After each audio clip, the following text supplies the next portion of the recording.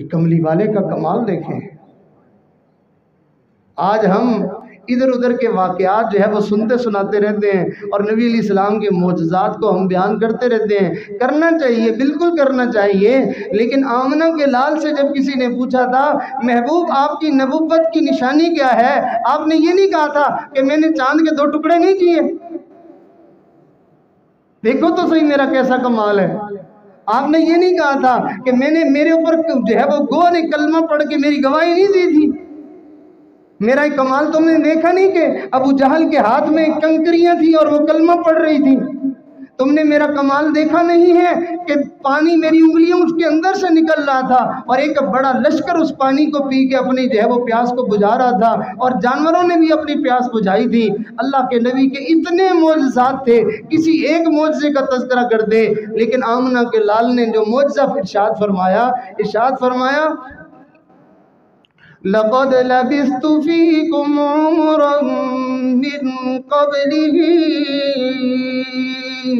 افلا تعقلون، میں تمہارے درمیان 1 دن 2 دن 10 دن مہینہ سال نہیں رہا ہوں، میں نبوت سے پہلے کے 40 سال تمہارے اندر رہا ہوں۔ اتنی پاکیزہ زندگی تم نے دیکھی ہے، کیا اب بھی تمہیں عقل نہیں آئی؟ ایسی زندگی لاؤ نا ذرا۔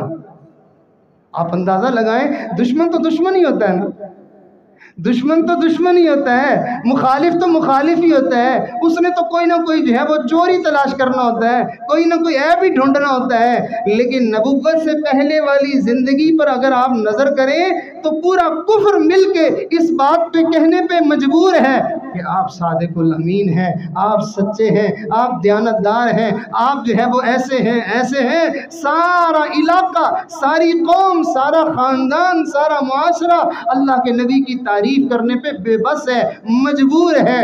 ہاں بعد میں زبان چلانی شروع کی، لیکن پھر بھی یہ تو نہیں کہہ سکے کہ جی فلانے کا حق کھا گیا تھا، فلانے کے ساتھ زیادتی کی تھی، اس کو گالی دی تھی، یہ تو نہیں کہا تو یہی کہا نا کہ اپنے باپ دادا کا دین چھوڑ دیا،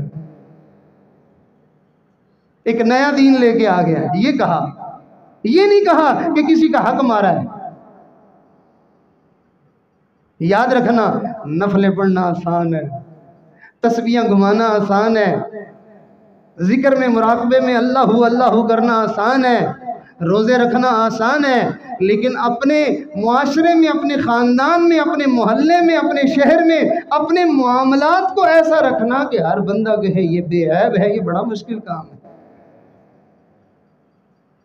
تو اللہ کے حبیب صلی اللہ علیہ وسلم نے یہ نہیں فرمایا کہ تم نے میری نمازیں نہیں دیکھی، تم نے میرا جو ہے وہ اللہ کے سامنے کھڑا ہونا نہیں دیکھا کہ میری ٹانگیں سوج جاتی تھی، تم نے میرا اللہ کے سامنے سجدہ نہیں دیکھا کہ اتنے لمبے لمبے سجدے کے دیکھنے والے کو یہ شک پڑتا تھا کہ شاید آقا کی روح پرواز کر گئی ہے۔ نہیں، محبوب نے ارشاد فرمایا لقد لبثت فیکم عمرا من قبلہ افلا تعقلون،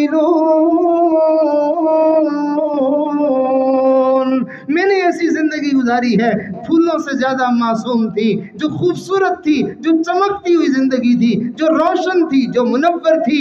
ارے نادانوں، ایسی زندگی دیکھنے کے بعد بھی تم مجھ سے نبوت کی دلیل مانگتے ہو، عقل نہیں ہے؟